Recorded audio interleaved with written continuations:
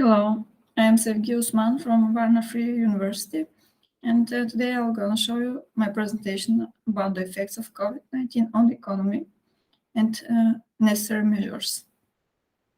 Let's start with the introduction. Unlike most previous economic recessions, in which the reason for starting this phase of economic cycle is an imbalance in the economic structure itself, now the beginning is given by a biological trait to the social structure. This means that in the context of a viral epidemic, business and jobs that are economically viable will become financially vulnerable, just as businesses and jobs that don't have an economic future in terms of economic reality are just as vulnerable. The difference requires consideration of circumstances that were not part of the economic analysis of previous crises, and here the quality of banking expertise will be important. The current COVID-19 crisis is different from the usual declines in economic activity, at least for two reasons.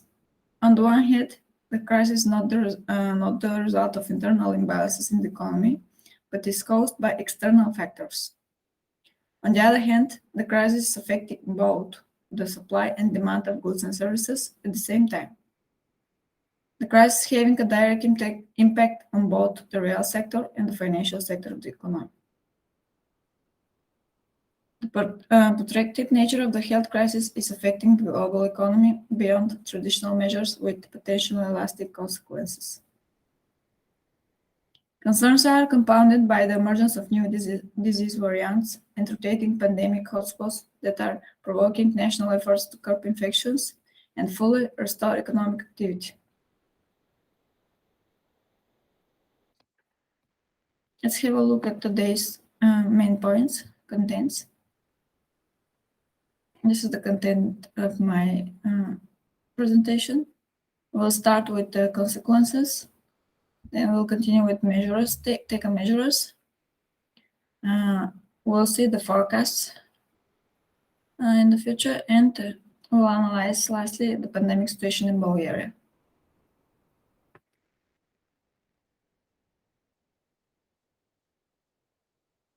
Consequences. Consequences.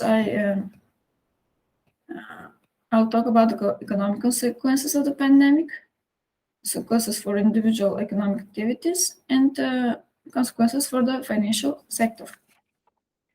At the macro level, and the health pandemic affects the economy through several channels. In the first place, there is an effect on the aggregate supply in case of shutdown of entire sectors of the economy, which is a prerequisite for rising unemployment. The global scale of the health crisis and its epicenter in the European zone and the euro area is creating additional external pressure on the broken global supply chains. These factors for shrinking economic activity overlap with the already observed signals of a synchronized slowdown in the global economy from 2019, as determined by the International Monetary Fund. Another aspect of the crisis also carries risk.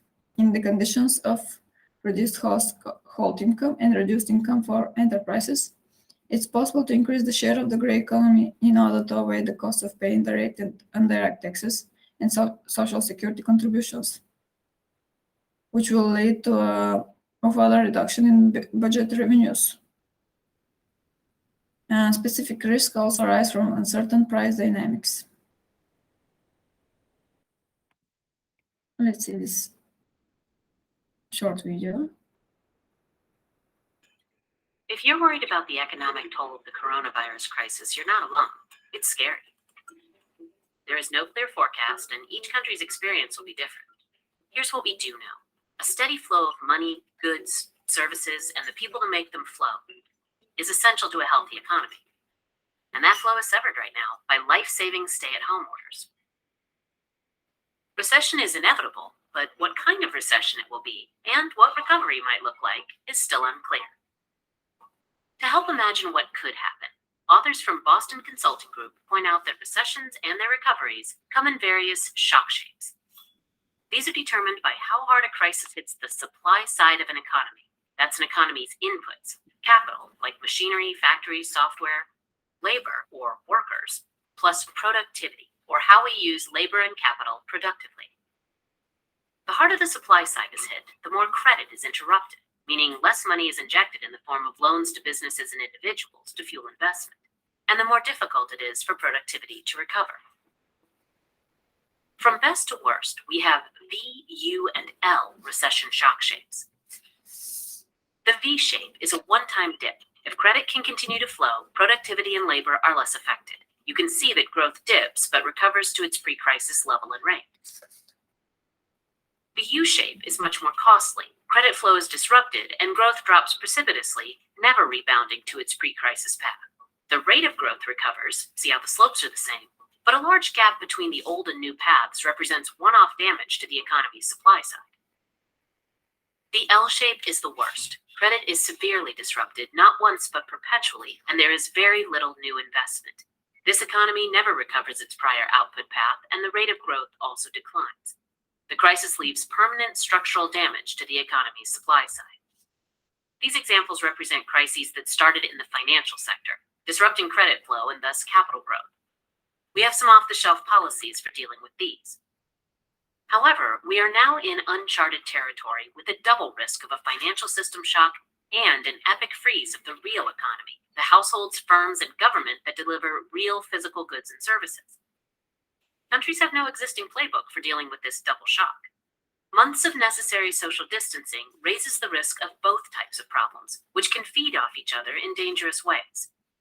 For example, a prolonged crisis can drive up real economy bankruptcies of everyday people and firms, making it harder for financial systems to manage. And a financial system crisis would starve the real economy of credit, which could cripple investment and ultimately growth. In this combined crisis, capital does not grow, pushing the economy towards a U shape. Not good. However, we can head off a U or L-shaped recovery and lessen the intensity of the crisis. How? Primarily, innovation. On the medical side, vaccines, treatments, and capacity innovations are needed to save lives and end the economic damage caused by social distancing. On the economic side, in addition to a vigorous and efficient policy response, we will need policy innovations. For example, in the US, the $2 trillion stimulus bill is just a start. We will need innovative ways to deliver that money to those who need it, since never before have policymakers had to help such large numbers of firms and households. For example, the so-called discount windows that allow unlimited access to funding for the financial sector could be replicated for households and firms in the real economy so that they can stay afloat. Zero-interest bridge loans to households and firms, a moratorium on mortgage payments for residential and commercial borrowers. These are potential solutions that could help make a real difference. The economic goal is to keep our shock shape closer to a V and further away from a U or an L. Speedy, well-executed medical and policy innovations are our best hope to save the most lives and avoid permanent economic damage.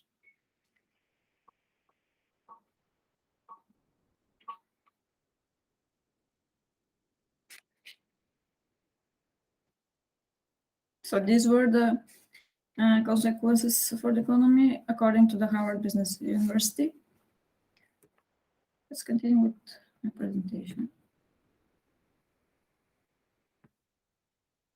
Consequences for individual economic activities.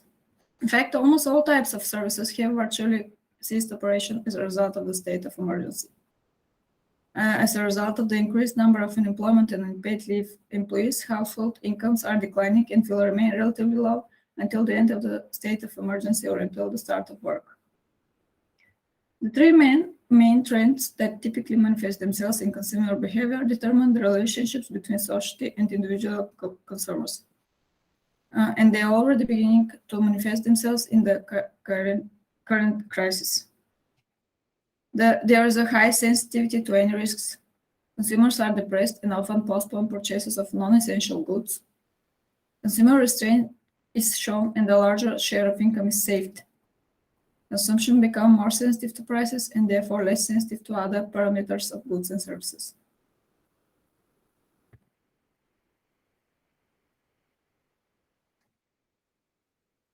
And the consequences for the financial sector. As an indicator of the economic impact of the pandemic, financial news has sometimes been a major driver of the market activity. For example, the Dow Jones Industrial Average, along with other market indicators, lost a third of its value between 14th of February 2022 and March 2020.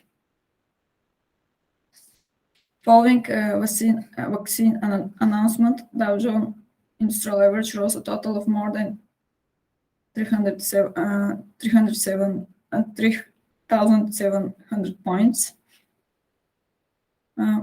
In the first 6 months of 2021, this index gained 15% market value. And in October previous year, trading session closing lower also outperformed session closing higher.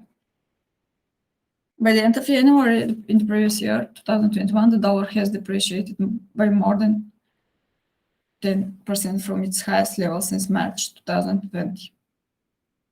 The development of vaccines against COVID may have affected the value of the dollar in various ways, which you can read in the lately in my article. Differences in policy approach between countries initially delayed a coordinated response. This lack of response may have caused long-term damage to the global economy. In some countries, the pandemic has increased the importance of public health as a matter of national security. And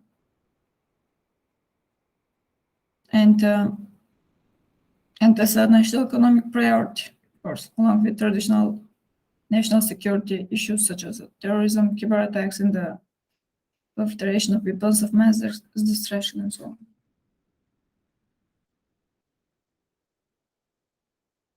What kind of measures have been taken? Central banks and monetary authorities in developed and emerging market economies have undertaken a series of interventions in financial markets.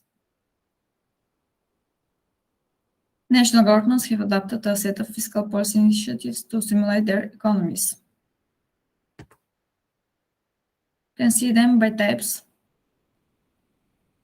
I've grouped them in the following categories: industrial measures, government policies, fiscal measures, worker support programs, monetary and prudential measures.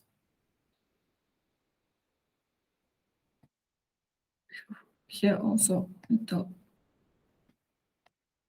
short presentation, but I'll continue because we don't have much time. What are the taken measures by regions?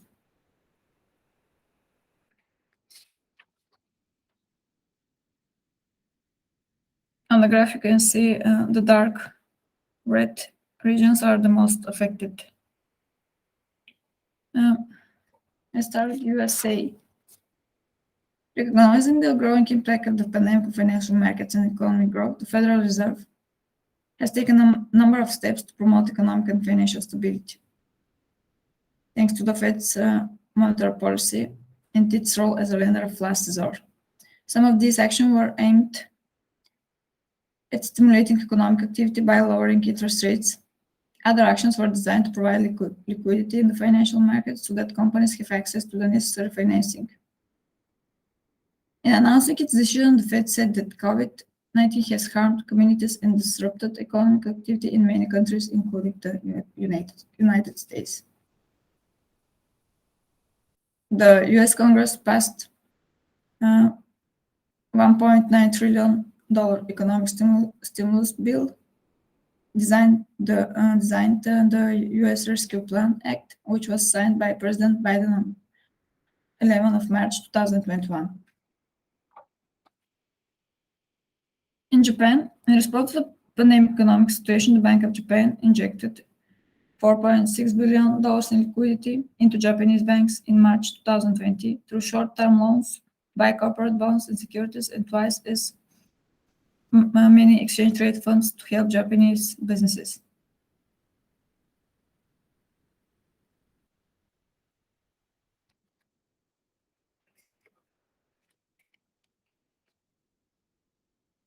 On July 2021, the Bank of Japan issued a revised forecast, which is very uncertain that the impact of the pandemic will begin to decline in 2022 as a result of increased vaccination. China was the first major country to resume economic growth since the outbreak of the COVID pandemic.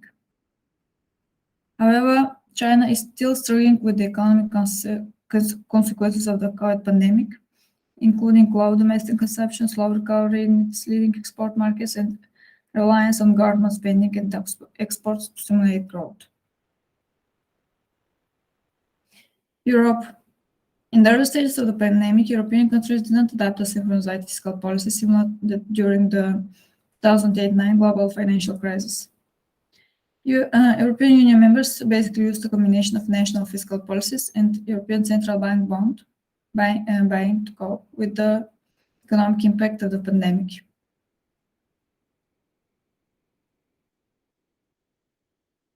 The European Commission has called for greater coordination among the members in developing and implementing monetary and fiscal policies to address the economic consequences of the virus pandemic.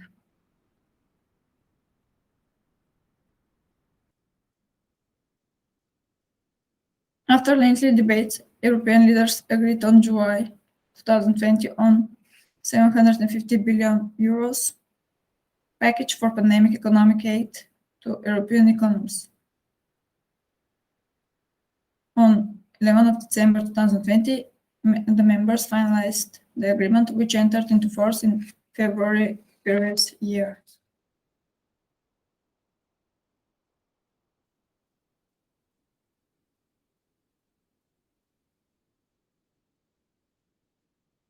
Let's see the forecasts.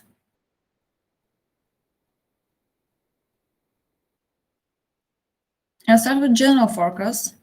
World GDP is expected to increase by 6.2% this year after slowing to 4.2% and 3.7% in 2022 and 2023 respectively.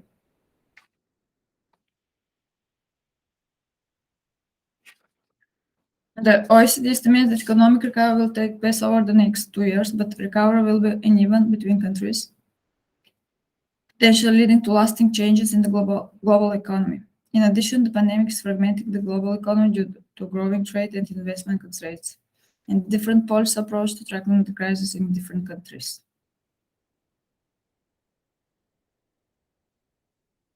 According to OECD analysis, the greatest impact of recession is on retail and the wholesale trade, as well as on professional and real estate services, although there are significant differences between countries.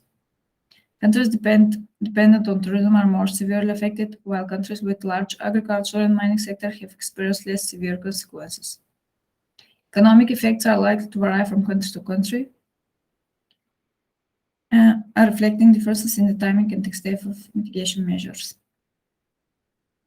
According to the updated IMF forecast from October 2021, the world economy is recovering, but the recovery has been delayed due to the new variant of the virus. Forecasts also estimate a slower growth rate in developed economies than projected in April 2021 and slower growth rate for emergent and developing economies.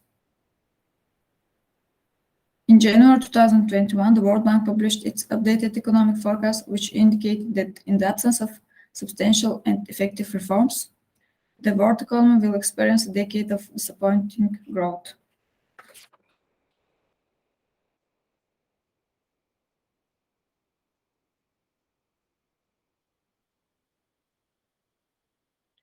What about our system expert macroeconomic forecast for the euro area?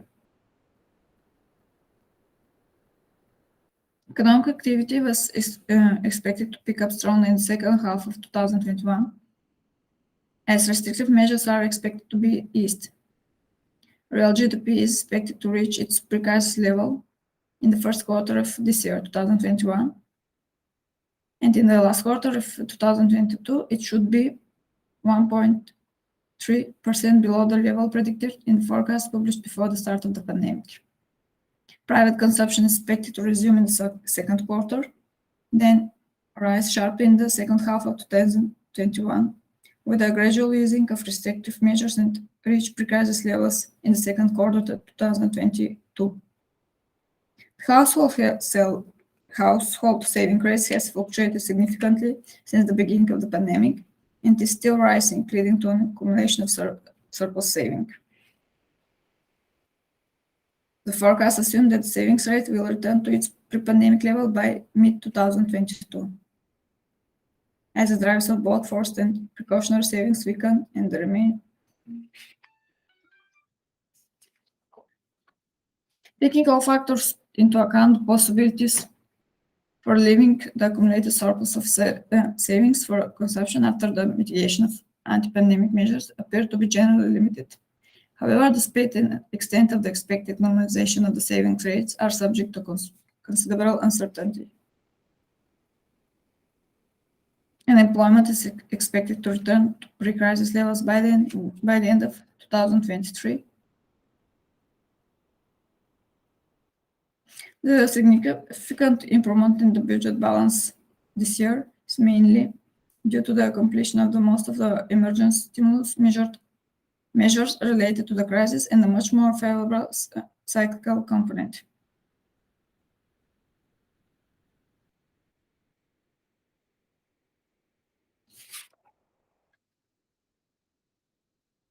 As there is still considerable uncertainty about the future development of COVID-19 pandemic and its economic effects, two scenarios have been considered that are alternatives to the Eurosystem experts' baseline forecast of June the previous year.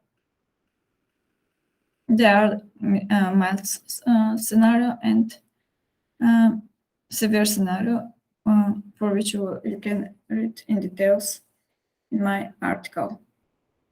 The banking sector must play a key role in tackling the effects of COVID-19 while maintaining credit flow to economy.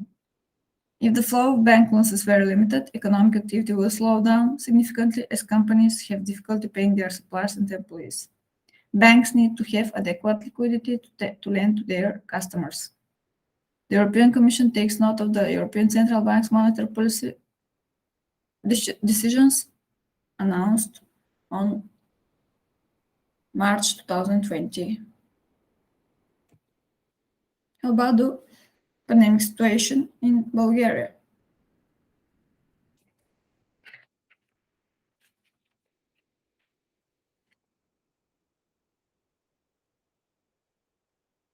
Currently, the Bulgarian economy is entering an economic crisis, the depth and duration of which may be very large. And although some slowdown in economic growth has been expected due to slowdown and problems in some of Europe's major economies, the current crisis is quite different.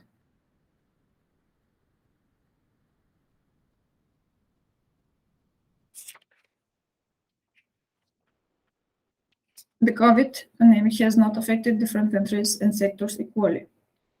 Although full restrictive measures in Bulgaria are implemented in only 3 months, the Bulgarian economy remains at the bottom of the European economies with a decline of 6% in the last 2 years.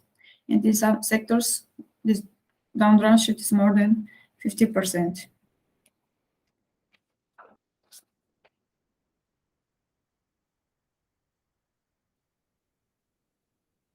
Undoubtedly, the pandemic changed the businesses and affected the national economic system in Bulgaria. As a result of health and restrictive measures in the country and globally, not only the international trade is reduced, but there is also significant change in the global supply chains.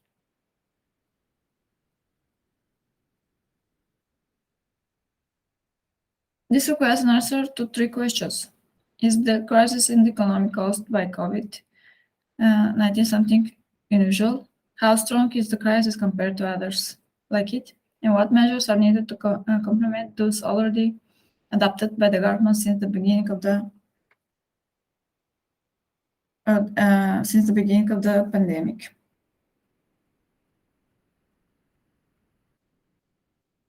As can be seen from the data in my article, the negative economic ones, such as decrease in production and increase in unemployment, decline in export, and others are present.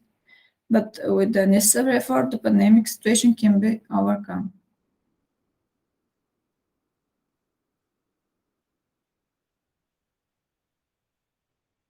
The measures implemented so far, both by Borisov's regular government and the caretaker government, can be considered necessary. However, the time of their implementation is not enough to access the full effects of them. Changes in the country's industrial and economic policy can be recommended in three main areas in order to be more flexible to future economic shocks, regardless of the reasons that will cause them. And these three main areas are innovation, entrepreneurships, and establishments of value chains.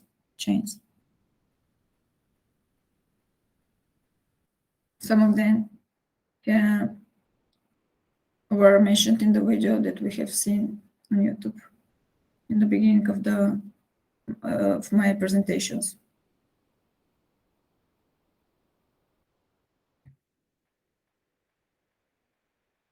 What are the forecasts for Bulgaria? Overall, the European Union economy will grow by 5% in 2021 and by 4.3% in 2022. It will slow to 20% in 2023.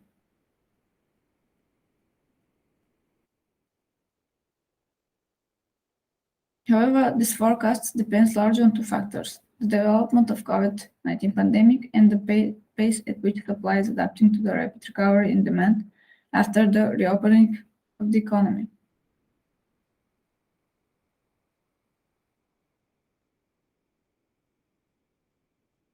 According to autumn economic forecast in the previous year, Bulgarian's economy will grow by 3.8% this year, while in the spring it was expected to grow by 2.7%.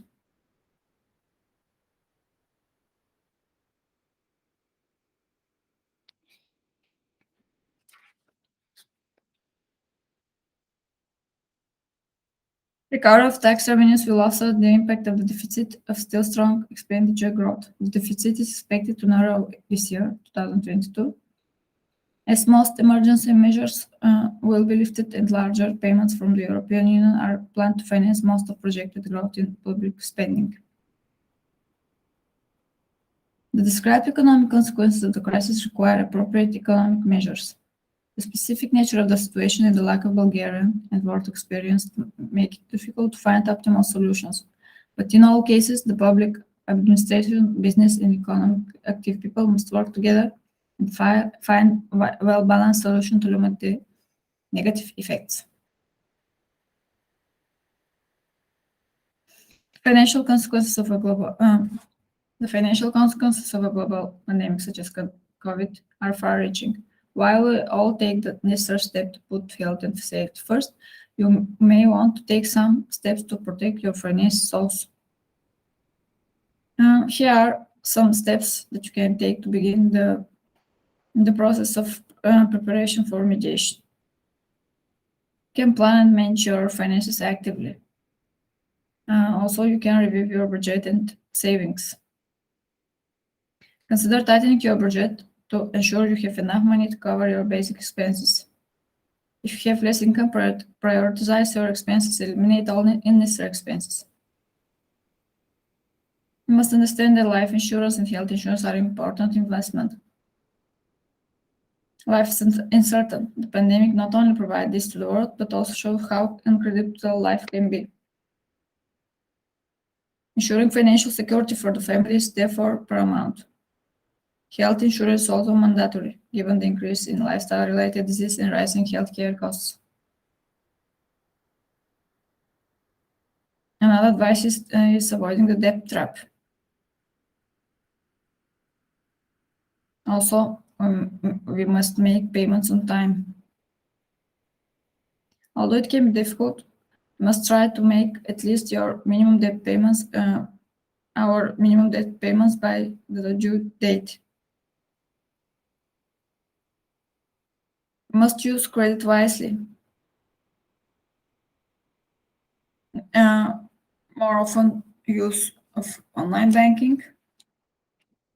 With online finance management or mobile banking, we can easily check account balances, pay bills, make transfers, and meet many of our daily banking needs.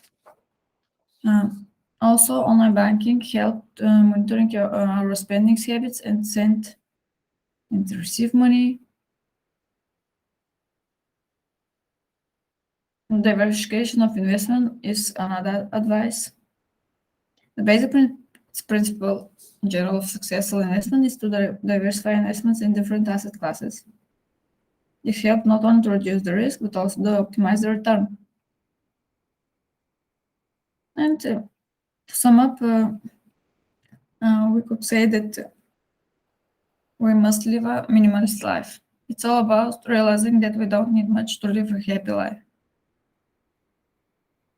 Living a simple life focusing on needs, reducing desires, and developing healthy eating habits, for example, not only ensures financial prosperity, but also contributes to mental and emotional well-being. The coronavirus pandemic is changing the way we do many everyday things, including how we manage our finances.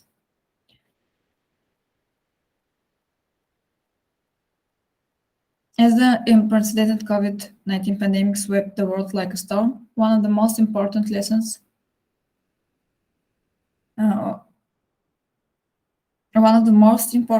to be learned from the crisis was the need to properly plan and manage personal finances to build a secure future. Summarize, financial discipline and prudence are necessary for the next time disaster strikes.